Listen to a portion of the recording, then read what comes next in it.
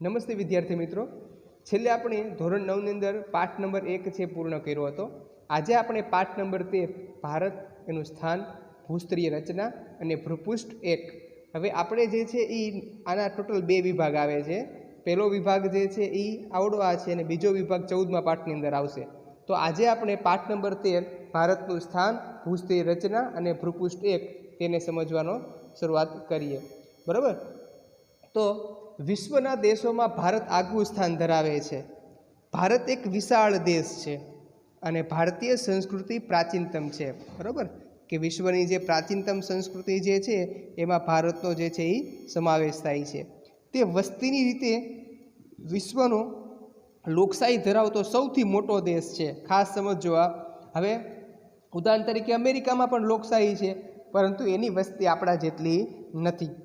હવે ચીન જે છે તો એની વસ્તી આપણા કરતાં વધુ છે, પણ ત્યાં આગળ લોકશાહી નથી, ત્યાં સામ્યવાદી છે। એટલે આપણે યાદ રાખવાનું છે કે વસ્તીની રીતે વિશ્વનો લોકશાહી ધરાવતો હોય એવો દેશ સૌથી મોટો કયો, તો કોણ આવશે? ભારત। ભારતીય સંસ્કૃતિની સમન્વયકારી ભાવનાએ કોઈ પણ ધર્મ, જાતિ કે પ્રજાને તરછોડી નથી, પરંતુ દરેકને માટે તેણે દ્વાર ખુલ્લા રાખી તેમને આવકાર્યા છે। અહીંયા શું કહે છે કે ભારતીય સંસ્કૃતિની ભાવના કેવી રહી છે? સમન્વયકારી। આપણે દરેક ધર્મના લોકોને, દરેક જે વિદેશી પ્રજા આવી તેને આપણે આવકારી છે। બરાબર, આપણે કોઈને જે છે એ તરછોડ્યા નથી અને એક સમન્વયકારી જે છે એ ભાવના અપનાવી છે। સમન્વય થવું એટલે શું થવું? ભેગું થવું। બરાબર, કે જે વિદેશી પ્રજાઓ આવી કે ભારતમાં જે પ્રાચીન સમયથી વસવાટ કરતી હતી તે બધી પ્રજાઓ વચ્ચે શું થયું? એક પ્રકારનો સમન્વય થયો અને આપણે કોઈ પણને આપણે આવકાર્યા છે, કોઈને ના પાડી નથી। આમ સર્વધર્મ પ્રજા અને જાતિ પ્રત્યે સંભાવ એ ભારતની આગવી લાક્ષણિકતા છે। સર્વધર્મ, ભારતની અંદર તમે જોવા જાઓ તો હિન્દુ, મુસ્લિમ, શીખ, પારસી, જૈન આવા અલગ અલગ ધર્મના લોકો અને અલગ અલગ જ્ઞાતિ જાતિ ધરાવતા લોકો વસવાટ કરે છે અને આપણે એ બધા પ્રત્યે કેવો સરખો ભાવ રાખ્યો છે, એ ભારતની શું છે? આગવી લાક્ષણિકતા છે। તેથી તો ભારતમાં સંસ્કૃતિનો સમન્વય થયો છે। બરાબર, આ પ્રશ્ન તમને 2 માર્કમાં પૂછાય કે ભારતમાં સંસ્કૃતિનો સમન્વય થયો છે, કારણ આપો, તો તમારે 3 લીટી જે છે એ લખવાની છે। ત્યાર પછી કુદરતી અને માનવ સર્જિત અનેક આપત્તિ આવી હોવા છતાં ભારતે પોતાની પ્રગતિ અને વિકાસ અવિરતપણે ચાલુ રાખ્યા છે। જો ભારતની અંદર કુદરતી અને માનવ સર્જિત આવી ઘણી બધી આપત્તિ આવી, અત્યારે તમે જોવા જાઓ તો કેમ ભાઈ, કોરોના વાયરસ જે છે, કોવિડ-19 વૈશ્વિક મહામારી, તો આ એક પ્રકારની જે છે એ કુદરતી આપત્તિ કહેવાય। બરાબર, પણ હજી બીજી બાજુ એવું પણ કહી શકાય છે કે ભાઈ હજીનું કંઈ નક્કી નથી, માણસ દ્વારા પણ વાયરસ ફેલાયો હોઈ શકે, એટલે કે એનું જૈવિક સર્જન થયું હોય અને ત્યાર પછી ફેલાયો હોય, આવડે ચીન ઉપર આરોપ મૂકવામાં આવે છે, પણ જે કંઈ તથ્ય થયું નથી, તો ત્યાં લાગીને કેવી આપત્તિ કહેવાશે? કુદરતી આપત્તિ કહેવાશે। બરાબર, તો આવી જે છે એ કુદરતી અને માનવ સર્જિત એટલે હું આતંકવાદ જે છે એ કેવી આપત્તિ કહેવાશે? માનવ સર્જિત કહેવાશે। તો આવી ઘણી બધી આપત્તિઓ જે છે એ ભારત ઉપર આવેલી છે, જેમ કે ભૂકંપ હોય, વાવાઝોડું હોય, અતિવૃષ્ટિ હોય કે દુષ્કાળ પીડા હોય, તો આવી ઘણી આપત્તિ આવી છે, પરંતુ ભારતે પોતાની પ્રગતિ અને વિકાસ સતત ચાલુ રાખ્યા છે। આ ઉપરાંત ભારતીય સંસ્કૃતિના ઘડતર અને વિકાસમાં ભૌગોલિક પરિસ્થિતિએ પણ મહત્ત્વનો ભાગ ભજવ્યો છે। આપણો સંસ્કૃતિનો વિકાસ એટલે કઈ રીતે કહે છે કે તમે જો ઉત્તરની અંદર ઊંચા પર્વતીય પર્વતો આવેલા છે, બરાબર, ઉત્તરનું મેદાન આવેલું છે, તો ત્યાં આગળ ફળદ્રુપ કાપના મેદાનો આવેલા છે, તો ઉત્પાદન ત્યાં આગળ વધુ થાય છે, તો આપણા વિકાસમાં પણ ફાળો આપેલો છે અને સંસ્કૃતિના ઘડતરમાં ત્યાં જે લોકો રહે છે એનો પોશાક ખોરાક પણ કેવો હોય છે? જમ્મુ કાશ્મીરમાં તમે જોવા જાઓ તો ત્યાં જુદું જોવા મળશે, ગુજરાતમાં જુદું જોવા મળશે, દક્ષિણમાં પણ જુદું જોવા મળશે। દરિયા કિનારે વસતા લોકો ખોરાકમાં જે છે માછલા અને ભાતનો ઉપયોગ કરતા હોય છે। આમ આ ભૌગોલિક પરિસ્થિતિએ સંસ્કૃતિના ઘડતર અને વિકાસમાં જે છે એ મહત્ત્વનો ભાગ ભજવ્યો છે। બરાબર, પછી અહીંયા તમે જો નીચે આખો પૃથ્વીનો વિશ્વની અંદર જે ભારતનું સ્થાન ક્યાં આગળ છે તે દર્શાવેલું છે, તો આપણે એશિયા ખંડની અંદર ક્યાં આગળ આવીએ છીએ? દક્ષિણ દિશામાં આપણું સ્થાન આવેલું છે, પણ આપણે હમણાં જે સમજવાનું છે એમાં તમને વ્યવસ્થિત સમજાઈ જશે। બરાબર, ચાલો, ભારતનું સ્થાન, કદ અને વિસ્તાર, કે ભૌગોલિક દ્રષ્ટિએ ભારત જે છે ઉત્તર ગોળાર્ધમાં આવેલો છે અને તે એશિયા ખંડના દક્ષિણ ભાગમાં વિસ્તરેલો છે। હમણાં મેં તમને વાત કરી, બરાબર। જો એશિયા ખંડની કઈ બાજુ આવેલા છે? દક્ષિણ બાજુ છે આવેલું છે ભારત। ભારતના મુખ્ય ભૂમિખંડોનો વ્યાપ એટલે આપણો વિસ્તાર 8 ડિગ્રી 4 થી 37 ડિગ્રી 6 ઉત્તર અક્ષાંશ વૃત્ત, 68 ડિગ્રી 7 થી 57 ડિગ્રી 25 પૂર્વ રેખાંશ વૃત્ત વચ્ચે આવેલો છે। હવે આપણે એક આકૃતિ દ્વારા સમજી લઈએ કે પહેલાં તો અક્ષાંશ કોને કહેવાય, રેખાંશ કોને કહેવાય, બરાબર? ખાસ સમજો।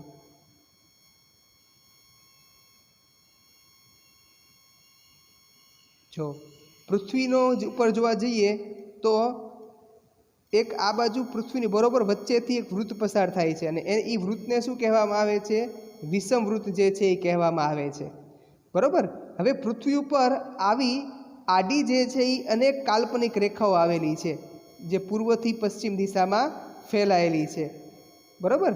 હવે આ જે છે એને શું કહેવામાં આવે છે? અક્ષાંશ કહેવામાં આવે છે। પૃથ્વી ઉપર પૂર્વથી પશ્ચિમ દિશામાં આડી કાલ્પનિક રેખા છે એને શું કહેવામાં આવે છે? તો ખાસ યાદ રાખવાનું છે, એને અક્ષાંશ જે છે એ કહેવામાં આવે છે, બરાબર। હવે એવી જ રીતે પૃથ્વી ઉપર ઉત્તરથી આ કઈ દિશા કે ઉત્તર, નીચેની કઈ કહેવાય? દક્ષિણ ઊભી કાલ્પનિક રેખા આવેલી છે, બરાબર। આ ઊભી કાલ્પનિક રેખા જે છે એને કહેવાય છે રેખાંશ વૃત્ત। ઓકે, આટલું સમજાઈ ગયું? હજી થોડુંક આપણે સમજી લઈએ જેથી તમને યાદ રહી જાય। પૃથ્વી ઉપર આપણે જોવા જઈએ તો વચ્ચેથી શું પસાર થાય? વિષમવૃત્ત। હવે વિષમવૃત્તથી જે ઉપરનો ભાગ છે ને એટલો, આને કયો ગોળાર્ધ કહેવાય? ઉત્તર ગોળાર્ધ કહેવાય। અને વિષમવૃત્તથી નીચેનો જે ભાગ જે છે એને કયો ગોળાર્ધ કહેવાય? દક્ષિણ ગોળાર્ધ કહેવાય। તો ભારત જે છે એ કયા ગોળાર્ધમાં આવેલો છે? તો ભારત જે છે એ ઉત્તર ગોળાર્ધમાં આવેલો છે, બરોબર। એટલે આ ભૂલી જવાનું નહીં, એને યાદ રાખજો। આ તમારે યાદ રાખવાનું છે, પરીક્ષામાં પૂછાશે। 8 ડિગ્રી 4 થી 37 ડિગ્રી 6 ઉત્તર અક્ષાંશ વૃત્ત, 68 ડિગ્રી 7 થી 97 ડિગ્રી 25 પૂર્વ રેખાંશ વૃત્ત વચ્ચે આવેલો છે। ભારતની મધ્યમાંથી કર્કવૃત્ત પસાર થાય છે। હવે અહીંયા પાછી ભૂલ નહીં કરવાની, બરાબર।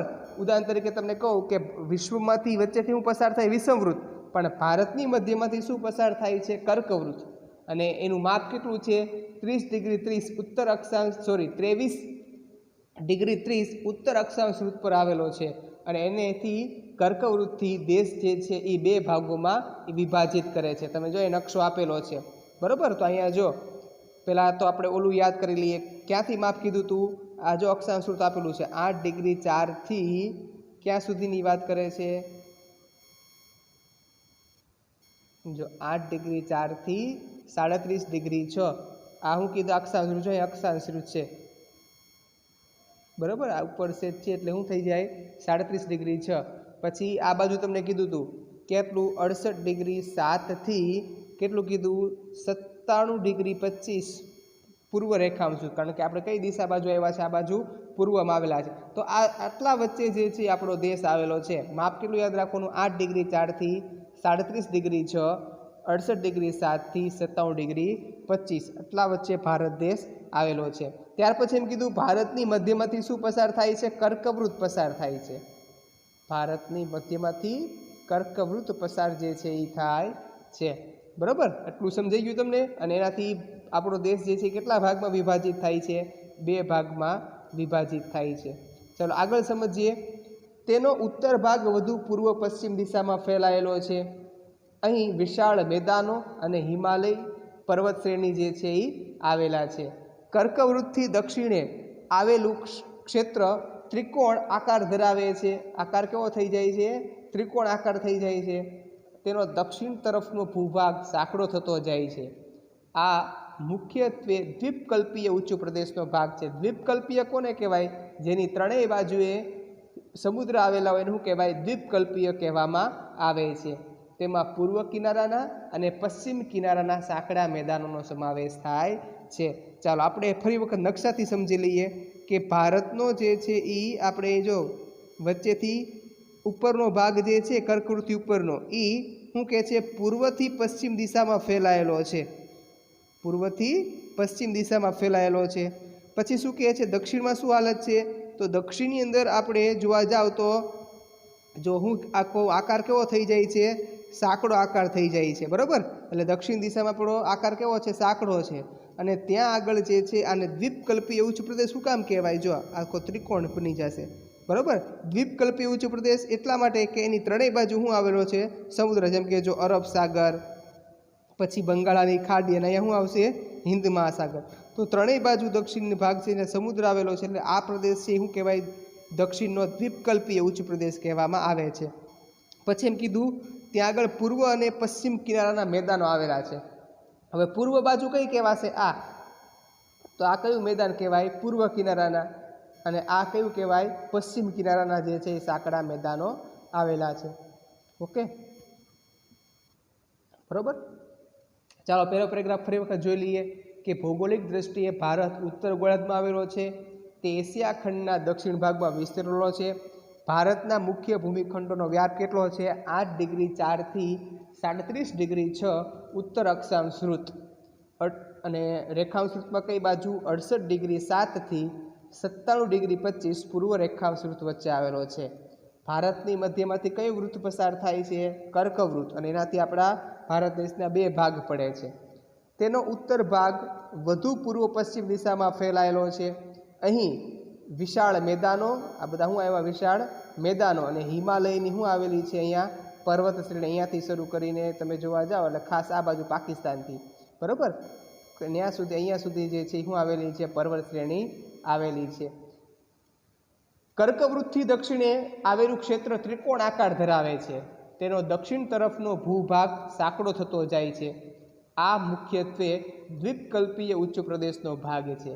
તેમાં પૂર્વ તથા પશ્ચિમ કિનારાના સાંકડા મેદાનોનો સમાવેશ થાય છે, બરાબર. ચાલો હવે ખાસ સમજો. ભારત દેશ અક્ષાંશીય અને રેખાંશીય વ્યાપ બંને લગભગ કેટલા છે? સરખા છે. એટલે કેટલા કીધા?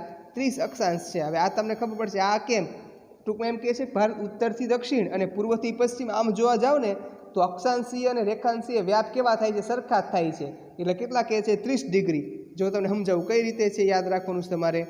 તમે 37માંથી 8 બાદ કરી નાખો અને 97માંથી કેટલા બાદ કરવાના? 68 બાદ કરી નાખો એટલે 29 ડિગ્રી સમથિંગ બેનો જવાબ આવશે, બરાબર. તો આનાથી શું કહેવાશે કે ભારતના અક્ષાંશી રેખાંશી વ્યાપ આમય તે અને આમય તે ભારત સરખું જ છે. એટલે કેટલા આસપાસ છે?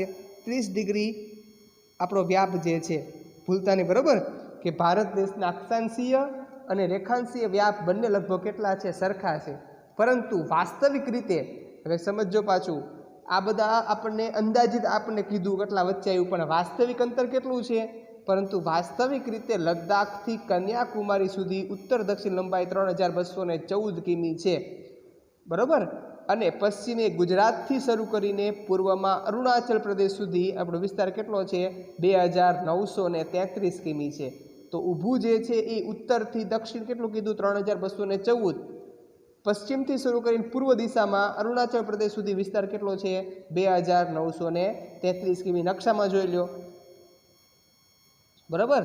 જો ઉપરથી જે છે એ આપણને ઉત્તરથી દક્ષિણ લદ્દાખથી શરૂ કરીને કન્યાકુમારી સુધી કેટલું અંતર કહે છે આપણું? આ નીચે આપણે જવાનું હોય અંદમાન નિકોબાર બાજુ હજી, બરાબર. તો એટલું અંતર જે છે આપણું કેટલું છે? 3214 કિમી છે. અને આ બાજુ ગુજરાતથી શરૂ કરીને અરુણાચલ પ્રદેશ સુધીનું જો અંતર આપણને આપેલું છે કેટલું છે? 2933 કિમી છે. ઓકે, આ ભૂલી જવાનું નહીં, આ ખાસ યાદ રાખવાનું છે, તમને પૂછાશે આ. હવે તમે સમજો, રેખાંશીય તફાવતને કારણે પૂર્વ અને પશ્ચિમ આવેલા દૂરના સ્થળોના સ્થાનિક સમયમાં આશરે 2 કલાકનો તફાવત જોવા મળે છે. હવે તમે વિચાર કરો કે આ બાજુ ગુજરાત જે છે આવ્યું છે, બરાબર, અને આ બાજુ કોણ આવ્યું છે? અરુણાચલ પ્રદેશ આવ્યું. હવે સૂર્ય જે છે એ પૂર્વ દિશામાં ઉગે ત્યારે સૌથી પહેલાં કોણ આવશે? આપણે પહેલો પ્રદેશ કયો આવે? અરુણાચલ પ્રદેશ આવે ને અહીંયા. તો સૌથી પહેલાં અહીંયા જો સૂર્ય ટૂંકમાં 6 વાગ્યા હોય ને તો હજી ગુજરાતમાં તો કેટલા વાગ્યા હશે? 4 વાગ્યા હશે. આપણે કેવા ચાલીએ છીએ? પાછળ ચાલીએ છીએ, સમજાય છે? તો ખાસ સમજો, આ રેખાંશીય, કારણ કે અહીંયા રેખાંશ જુદા છે ને અહીંયા રેખાંશ જુદા છે. આના કારણે બેનો સ્થાનિક સમય કેવો હશે? જુદો જુદો હોય છે. પરંતુ હવે સમજો, જે સમયે અરુણાચલ પ્રદેશના પૂર્વ ભાગમાં સૂર્યોદય થાય છે એટલે ત્યાં આગળ સવાર થઈ હશે, એ જ સમયે પશ્ચિમ ગુજરાતમાં રાત હજુ બાકી હશે, એટલે ત્યાં અરુણાચલમાં 6 વાગ્યા હોય તો ગુજરાતમાં કેટલા વાગ્યા હશે? 4 વાગ્યા હશે, બરાબર. આમ હવે તમે બીજું સમજાવી દો. અહીંયા 6 વાગ્યા છે એટલે આપણે ઘડિયાળમાં તો 6 વાગ્યા હોય, પણ આપણે અહીંયા તમે જોવા જાઓ, બરાબર, તો અહીંયા જે છે એ આપણને શું જોવા મળશે? અંધારું જે છે એ જોવા મળશે. એટલા માટે તમે જો આવો તો ઘો થઈ જાય ને એરપોર્ટના અને રેલવેના ટાઈમ ટેબલ કેમ નક્કી કરવા, એટલા માટે જે છે એક પ્રમાણ સમય નક્કી કર્યો. પ્રમાણ સમય એટલે શું કે એના આધારે જો અહીંયા 6 વાગ્યા ને તો ગુજરાતમાં કેટલા વાગ્યા છે? 6 વાગ્યા હશે. હા, વાતાવરણમાં ફેરફાર હોય ને આગળ અંજવાળું થઈ ગયું હશે ને અહીંયા આપણે હજી રાત હશે, એટલે આવો થોડોક તફાવત જે છે એ જોવા મળે છે. પરંતુ બેની ઘડિયાળમાં તો ટાઈમ કેવો હશે? સરખો જ હશે. તો એને શું કહેવાય? પ્રમાણ સમય કહેવાય. તો સમજો. આમ ભારતના પ્રમાણ સમયની રેખા 82 ડિગ્રી 30 પૂર્વ રેખાંશ છે, જે કેટલા રાજ્યમાંથી પસાર થાય છે? 5 રાજ્યમાંથી પસાર થાય છે. તેનો સ્થાનિક સમય જ સમગ્ર ભારતનો પ્રમાણ સમય માનવામાં આવે છે. તમે જો દેખાડી દઉં, બરાબર, કે જો અહીંયા અને અહીંયા 2 રેખાંશ જે છે કેવા છે? આગા આવેલા છે. તો અહીંયા શું થાય? બેનો સ્થાનિક સમય કેવો હશે? જુદો જુદો હશે. તો ઘણા બધા પ્રશ્નો ઊભા થાય. એટલા માટે આપણે વચ્ચેથી એક પ્રમાણ સમયની રેખા ગોતેલી છે, બરાબર. કાલ્પનિક હોય, કાંઈ ના ગોતવા ન જવું ને કે આ પ્રમાણ સમય રેખા અહીં જો નીકળી એમ, પરંતુ કેવું છે? આ કાલ્પનિક છે, આપણે નક્કી કરેલું છે. તો આ જે છે પ્રમાણ સમય રેખા, અહીંયા ઉદાહરણ તરીકે 5 વાગ્યા હશે આ પ્રદેશો ઉપર, તો આખા ભારતની અંદર કેટલા વાગેલા હશે? 5 વાગેલા હશે. આને શું કહેવાય? પ્રમાણ સમય કહેવાય, બરાબર. તો સ્થાનિક સમય બધાના જુદા જુદા હશે, પણ પ્રમાણ સમય કેવો હશે? એના આધારે જે છે એ બધાનો ટાઈમ છે નક્કી કરવામાં આવે છે. તો આ પણ તમારે યાદ રાખવાનું છે. ભારતની પ્રમાણ સમય રેખા કેટલા રાજ્યમાંથી પસાર થાય છે? 5 રાજ્યમાંથી પસાર થાય છે, અને માપ કેટલું? 82 ડિગ્રી 30, બરાબર. આગળ અને જો રેખા આ ઊભો લીટો જે છે એટલે શું આવશે? આપણે પૂર્વ રેખાંશ આવશે. ઓકે, ચાલો ફરી વખત સમજી લઈએ બીજો પેરેગ્રાફ, નકર તમને થોડુંક સમજવા મોડું થયું હશે. એટલા માટે કે ભારત દેશના અક્ષાંશીય અને રેખાંશીય વ્યાપ બંને લગભગ સરખા અર્થાત 30 ડિગ્રી છે, પરંતુ વાસ્તવિક રીતે લદ્દાખથી કન્યાકુમારી એટલે કે ઉત્તરથી દક્ષિણ લંબાઈ કેટલી છે? 3214 કિમી. પશ્ચિમે ગુજરાતથી શરૂ કરીને અરુણાચલ પ્રદેશ સુધીનો વિસ્તાર કેટલો છે? 2933 કિમી છે. રેખાંશીય તફાવતના કારણે પૂર્વ અને પશ્ચિમમાં આવેલા દૂરના સ્થળોના સ્થાનિક સમયમાં આશરે કેટલો તફાવત છે? 2 કલાકનો તફાવત છે, બરાબર. આ યાદ રાખજો. પૂર્વ અને પશ્ચિમમાં સ્થાનિક સમયમાં જે સમયે અરુણાચલ પ્રદેશમાં પૂર્વ ભાગમાં સૂર્યોદય થાય છે, ત્યારે એ જ સમયે પશ્ચિમ ગુજરાતમાં રાત હજુ બાકી હોય છે. આમ ભારતના પ્રમાણ સમય રેખા કેટલી છે? 82 ડિગ્રી 30 પૂર્વ રેખાંશ છે, અને કેટલા રાજ્યમાંથી પસાર થાય છે? 5 રાજ્યમાંથી પસાર થાય છે, અને તેનો સ્થાનિક સમય જ સમગ્ર ભારતનો પ્રમાણ સમય માનવામાં આવે છે, બરાબર. તો જો આપણે આપણા નકશામાં સમજી લીધું, બરાબર. આગળ પણ વ્યવસ્થિત તમે જોઈ લો. આ ઊભું જે છે એ બધા શું આવે? આ શું આપેલા છે? રેખાંશ છે. પછી આડી જે છે એ બધા શું છે? અહીંયા દેખાડ્યા છે, બરાબર, એ અક્ષાંશ છે. પછી ભારતની મધ્યમાંથી શું પસાર થાય? કર્કવૃત્ત, બરાબર. એટલે આ તમે વ્યવસ્થિત છે એ જોઈ લેજો અને સમજી લેજો. આ બધા આપણા પાડોશી દેશ, પાકિસ્તાન, આ બાજુ ચીન, તિબ્બત, ભૂતાન, નેપાળ, પછી મ્યાનમાર, પછી બાંગ્લાદેશ અને શ્રીલંકા. ઓકે, ચાલો આગળ જોઈએ. હવે વિસ્તાર કે છે કે ભારત જે છે એનો વિસ્તાર,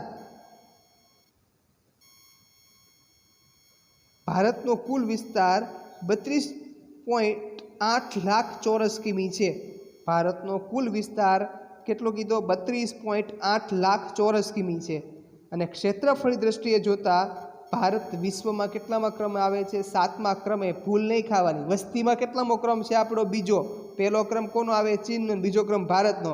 પણ વિસ્તારની દ્રષ્ટિએ જે છે એ આપણો ક્રમ જે છે એ કેટલામો થઈ જાય છે? તો આપણો ક્રમ જે છે એ 7મો છે. વિસ્તારની દ્રષ્ટિએ ક્રમ કેટલામો કીધો? 7મો, બરાબર. ચાલો જોઈએ. તો ભારત જે છે એ વિશ્વના ભૂમિભાગ ક્ષેત્રના કેવળ 2.42% ધરાવે છે. આપણો વિસ્તાર એટલો જ છે, બરાબર. વિશ્વના જે 6 દેશો ભારતથી મોટા છે, કયા કયા? રશિયા, કઈ રીતે કે છે? વિસ્તારની દ્રષ્ટિએ સૌથી મોટો દેશ કયો? તો રશિયા આવશે. અને વસ્તીની દ્રષ્ટિએ સૌથી મોટો દેશ કયો આવશે? ચીન. આપણો ક્રમ વસ્તીમાં કેટલામો છે? બીજો. અને વિસ્તારમાં કેટલામો છે? 7મો. તો આપણા કરતાં કયા કયા વિસ્તારની દ્રષ્ટિએ મોટા દેશ કીધા? તો જુઓ, રશિયા, ત્યાર પછી કેનેડા, યુએસ, ચીન, બ્રાઝિલ અને ઓસ્ટ્રેલિયા. બરાબર, આ આપણા કરતાં કેવા દેશ છે? વિસ્તારની દ્રષ્ટિએ મોટા દેશ છે. ફરીવાર કયા કયા કીધા? રશિયા, કેનેડા, યુએસ, ચીન, બ્રાઝિલ અને ઓસ્ટ્રેલિયા. ઓકે, ચાલો આગળ. ભારતનો ભૂમિભાગ એશિયા ખંડની કઈ બાજુ આવેલા છે? દક્ષિણ તરફ આવેલો છે, આપણે સમજી લીધું. તેની ઉત્તરમાં ઊંચી પર્વતીય શ્રેણી સેંકડો કિલોમીટર લંબાઈમાં પશ્ચિમથી પૂર્વ દિશામાં પથરાયેલી છે. તેના કારણે તિબેટ અને ચીન સાથે આવન જાવન જે છે કેવળ ઊંચાઈએ આવેલા પર્વતીય ઘાટ મારફતે જ શક્ય છે. ઓકે, જો સમજી લો, અહીંયા શું કીધું કે પૂર્વથી પશ્ચિમ દિશામાં આમ જોવા જાવ તો ઊંચી ઊંચી શું આવેલી છે? પર્વતીય શ્રેણી આવેલી છે, હિમાલય પર્વત શ્રેણી કહેવાય. અને આપણા પાડોશી દેશ કયો કીધો? તિબેટ અને ચીન. આની અહીં આપણે જવું હોય તો માત્ર જે છે પર્વતીય ઘાટ. ઘાટ એટલે શું? ગોળાકાર રસ્તો, ડુંગરા ઉપર જે ટોચ ઉપર જવાનું હોય એને ગામ હોય ને, એને શું કહેવાય? ગોળાકાર રસ્તો હશે આ રીતે, એને ઘાટ કહેવામાં આવે છે. તો આવા ગોળાકાર ઘાટ મારફતે જ શક્ય છે. ત્યાર પછી શું કહે છે? દક્ષિણમાં દ્વીપકલ્પીય, પૂર્વમાં બંગાળની શું આવેલી છે? ભારતીય દ્વીપકલ્પની પૂર્વ બંગાળની ખાડી, પશ્ચિમમાં અરબ સાગર અને દક્ષિણે હિન્દ મહાસાગર આવેલો છે. જો અહીંયા આપેલું છે, બરાબર. પૂર્વમાં શું કીધું? બંગાળાની ખાડી આવેલી છે. ત્યાર પછી દક્ષિણમાં હિન્દ મહાસાગર અને પશ્ચિમમાં શું આવેલો છે? અરબ સાગર. આમ ત્રણેય દિશામાં શું આવેલા છે? આપણે સમુદ્ર આવેલા છે. આ સમુદ્રનો જળમાર્ગ તરીકે ઉપયોગ થાય છે. જમીન માર્ગો પર્વતીય અવરોધોથી ઘેરાયેલા હોવા છતાં ભારતે બહારથી આગમન થયેલા સાંસ્કૃતિક તત્વોને સ્વીકાર્યા છે. અને તેથી આ બધા જે છે એ ભારતીય સમાજમાં ભળી ગયા છે. બરાબર. તો વિદ્યાર્થી મિત્રો, આપણે ટોટલ જે છે એ આજના લેક્ચરમાં જે છે એ કેટલું સમજ્યા? તો સૌથી પહેલાં જે છે એ આપણે પ્રસ્તાવના જોઈ. એમાં શું યાદ રાખવાનું છે? ભારતમાં સંસ્કૃતિનો સમન્વય, તેના વિશે વાત આવી. બરાબર. ત્યાર પછી ભારતનું સ્થાન, કદ અને વિસ્તાર, એક પ્રશ્ન આપણે વ્યવસ્થિત સમજ્યા છીએ.